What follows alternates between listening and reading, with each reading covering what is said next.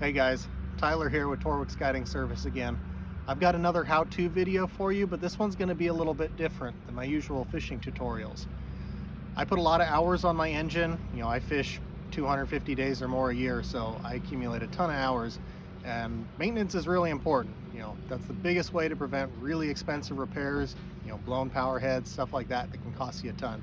And a simple oil change is one of the easiest ways to make sure that your engine's running and that it's going to be reliable, especially when you got tournaments or something where you really need your boat. So in this video, I'm going to show you how to do an oil change on a Yamaha SHO. I run a 250 SHO. I've had this on my last boat before, and I really like this engine. It's very quiet, a lot of power, and the maintenance is actually really not that tough. If you take it to a shop, 100-hour maintenance is going to run you anywhere from 600 to 900 bucks depending on a shop. So I'm going to show you how to do an oil change all by yourself, and if you're just somewhat mechanically inclined, you can do this in your garage. So check out this video if you're curious on how to do an oil change on your boat and save a bunch of money. So when it comes to maintenance, when you get a brand new engine, you're going to have a 20-hour maintenance. That's going to be after you break it in. For that one, I highly recommend actually taking it to a shop, so that way it's documented on the service records with Yamaha that the maintenance was done and it was broken in properly. And I find it's just a really good idea, should you ever have warranty repairs down the road, that's documented. But after that, doing your own maintenance doesn't void the warranty. There's no issue with it whatsoever. Like I said, you can do it on your own. So you want to do the maintenance every 100 hours. There's several websites online that make it really easy and sell 100-hour kits that come with all the different things you need, from filters to oil to the water pump, all that stuff. So there's a bunch of different things that go into a 100-hour maintenance, but I'm going to show you how to do just an oil change. So I'm out here on the lake right now, and that's kind of the first step. And what I'm going to do is run my boat for about 10 minutes here, and I want to get the oil real warm. When your oil's warm, it's more viscous, so when you pump it out of the engine or you remove the drain bolt to try and let the oil out, it's going to flow a lot better than if it were cold, and you'll get all of that oil out because you don't want to leave any dirty oil in there. So that's what we're doing right now, is just run the engine. I'm going to run it real hard after I've gotten it warmed up, run it at fairly high RPMs, and try and just get any carbon that's in there into the oil, because we're about to change it. So once you've ran your engine and you got the oil hot, you're ready to start your oil change. So first thing you need to know is that a 250 outboard or 250 Yamaha holds 7.1 quarts of oil. So the first thing you're going to do before you do anything, changing any oil, is just pull your dipstick here. And after you pulled it out, wipe it off, put it back in, what you want to look for is just where your engine oil level is. Something that'll happen with Yamahas is they make oil, and essentially what's happening is that some of your fuel's getting past the rings and it's ending up in your oil, and your oil level will actually go up as if it were overfilled. And this can be just as bad as having too much or too little oil in the engine. So something I'm going to do is I'm going to pull that and I'm going to check the dipstick just to see if I've got an issue with that. Usually you don't. If you do, you probably need to run your outboard harder and get the rings to set. If you've got a lot of hours on your engine and you're still having this problem, you probably should take it to a mechanic. So I'm going to check that, and then from there, we're going to take off the oil filter. That's going to get replaced. And then from there, we're going to take the oil out, and I'll show that to you in the next step. So this yellow part right here, this is your dipstick. So the first thing you're going to do before you do any of this is trim your engine till it's level with the floor of your garage. And you do this so that the oil is going to be accurate when you see it on here. So pull this out before you do anything. Just wipe it free. Get any extra off there, and then dip it in. Pull it out, and you want to reference it. And you're going to note you got a little dot right there, and then right there, there's a dot. Your oil should be somewhere in between there. If you're seeing oil up above that, you've got issues. If it's way down here, you've got issues. So you can see mine's right about there. That's good. The other thing I'm looking for is the color of the oil. So when you get close to it, it should be pretty dark like that. You don't want this stuff to be black, but when your oil's used up like mine is here and due for a change, you're gonna see it's pretty dark like that. If you smell it, it shouldn't smell burnt, but it's definitely gonna smell like there's carbon in it. So that's another thing to look for. So next up is removing the filter. There's a couple ways to do this. If you haven't over tightened it, you should actually be able to do it by hand. Big set of channel locks like this works really well. If you got one of these type of oil wrenches around, this works well. But to make your life really easy, and these aren't much, they're like $7-8 on PartsVue or Amazon, is an oil filter wrench like this that fits over the top of it. Simply put it into your socket wrench, and then here's your oil filter right here. Put over the top, and just Slowly start to turn it and you'll feel it give way and that seal will break loose. Now when I take this off, oil is going to come out of it. Obviously the oil filter is full of oil.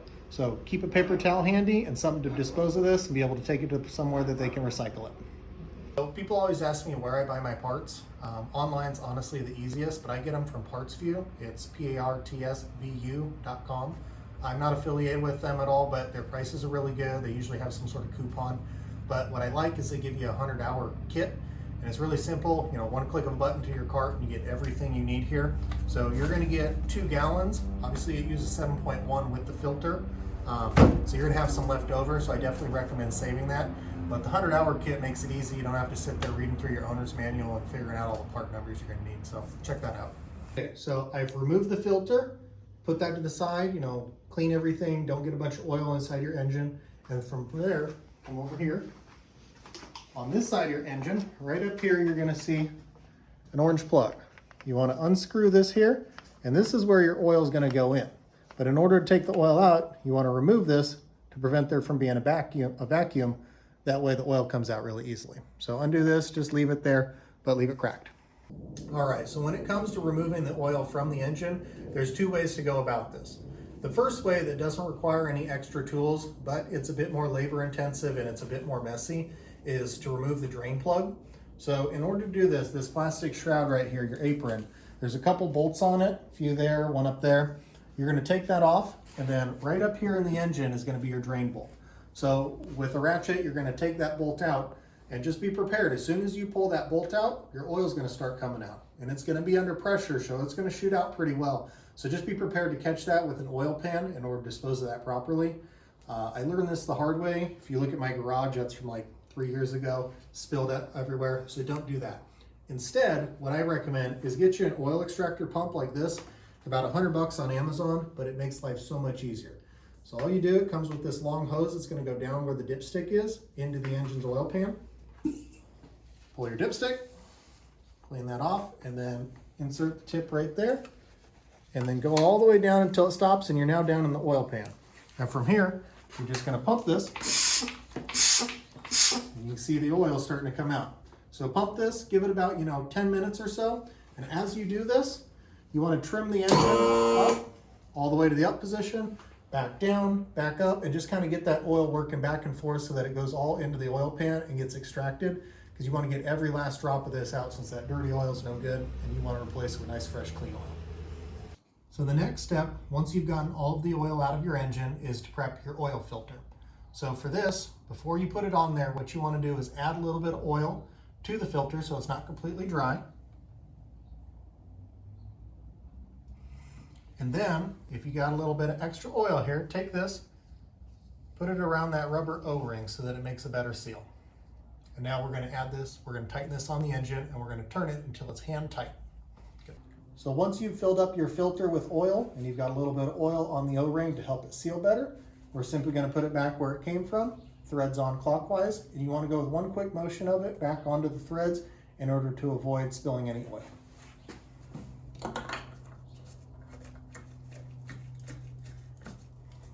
From there, once you get it hand tight, go about a quarter, half turn, but you don't want to make it so tight that you really have to horse it down. Like I said, just hand tight sufficient. You don't need a wrench for this. Good.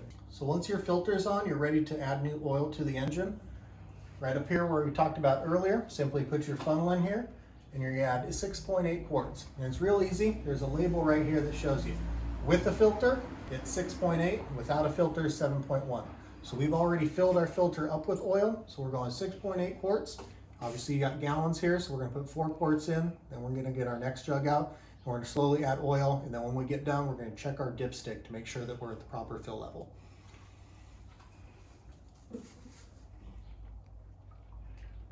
Good. So now that we've added the proper amount of oil to the engine, a real easy way to check and make sure that you've actually added the correct amount, clean your dipstick off, reinsert it, we're going to pull it out, and we're going to be looking for it to be between these 2 little holes in the dipstick.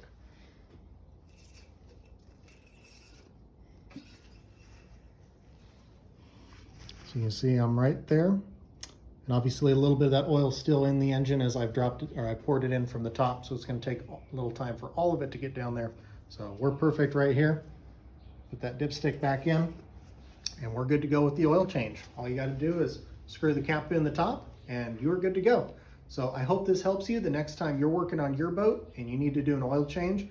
As you saw, it took me probably 20 minutes to do. Super easy, especially if you get that oil extractor pump, and it'll save you a ton of money. So thanks for watching. Hope this helps you guys.